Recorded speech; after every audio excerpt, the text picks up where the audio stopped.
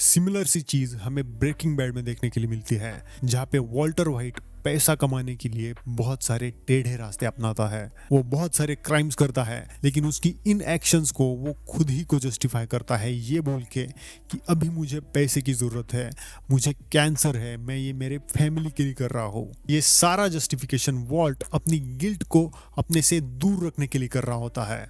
Vault बहुत extreme brutal चीजें भी करता है, लेकिन जब वो ये चीजें कर रहा होता है, he is not Walter white, he is Heisenberg. Walter white खुद का एक अल्टर ईगो बनाता है नेम्ड हाइजनबर्ग, और जहाँ पे वॉल्टर वाइट एक सीधा साधा फैमिली मैन होता है, वहीं पे हाइजनबर्ग एक खूंखार रूथलेस ड्रग लॉर्ड होता है। मतलब वॉल्ट और हाइजनबर्ग थे एक ही पर्सन, लेकिन वो एक दूसरे के कंप्लीटली ऑपोजिट थे, just like chiral compounds. So, the term chiral. Although they may look the same, they don't always behave the same. जब कोई इंसान एक अल्टर ईगो बनाता है, तब उस अल्टर ईगो के मॉरल्स, एथिक्स और वैल्यूज अलग होते हैं। तुम्हारा अल्टर ईगो वो काम करता है जो काम तुम नहीं कर सकते।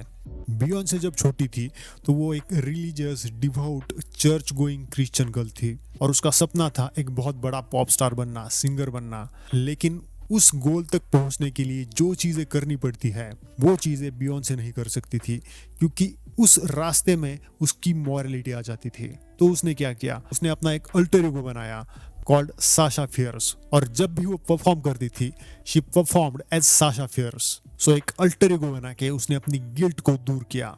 वैसे ही अल्टर ईगो के बहुत सारे एग्जांपल्स हमें देखने के लिए मिलेंगे। For example Eminem, slim shady, dark Simon, वो भी ब्रांड का अल्टर ईगो था।